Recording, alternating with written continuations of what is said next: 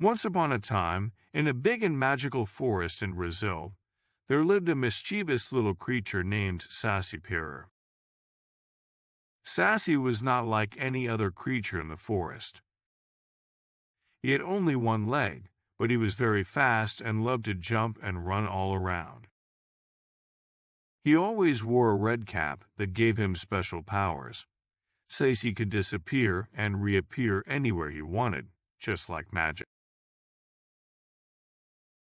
Sassy was known by all the animals and people who lived near the forest. He loved to play tricks on everyone.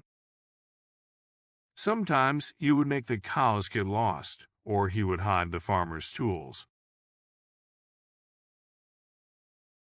Other times, he would tangle the horse's mane or blow out the fire in the kitchen, making the housewives very angry. But even though Sassy loved to play tricks, he was never really mean. He just liked to have fun and see people laugh or get a little surprised. One sunny afternoon, a young boy named Joe decided to go on an adventure. He had heard many stories about Sassy from his grandmother. She told him that Sassy lived deep in the forest and that no one could catch him because he was so fast and clever. But Joe was a brave boy, and he wanted to see Sassy with his own eyes. So he took a small cloth bag, just like his grandmother said, and walked into the forest. As Joel walked, he heard the birds sing and the wind blowing through the trees. The forest was beautiful, but Joel knew that Sassy could be watching him at any moment. He walked carefully, looking around for any sign of Sassy. Suddenly, Joel heard a loud noise behind him. He turned around quickly, but there was nothing there. Then he heard a laugh. It was Sassy. Joel knew that laugh from his grandmother's stories.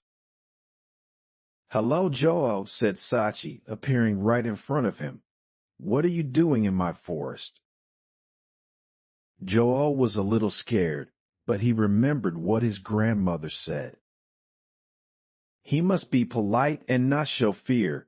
"Hello, Sassy. I wanted to meet you. I have heard many stories about you," Joel said with a smile. Sassy looked at Joel with his big eyes. He was surprised that the boy was not afraid. "You are a brave boy to come here alone. Do you want to play a game with me?" Joel nodded. He knew that Sassy loved games and tricks. "What game do you want to play, Sassy?" Sassy jumped up and down on his one leg and said, "Let's see if you can catch me. If you catch me, I will give you a wish. But if you can't, I will play a trick on you." Joel agreed, and Sassy started running around the trees. He was so fast that Joel could barely see him, but Joel remembered something his grandmother told him. Sassy's power was in his red cap. If Joel could take the cap, Sassy would lose his magic and Joel could catch him. Joel waited for the right moment. Sassy was laughing and having so much fun that he didn't notice Joel getting closer. With a quick move, Joel grabbed Sassy's red cap. Sassy stopped suddenly, surprised and a little worried. "You caught me," Sassy said, looking at Joel with wide eyes. "Now you can make a wish." Joel thought for a moment. He could wish for anything in the world. But then he smiled and gave Sassy his cap back. "I don't want to wish for anything. I just wanted to meet you and have fun." Sassy was very surprised.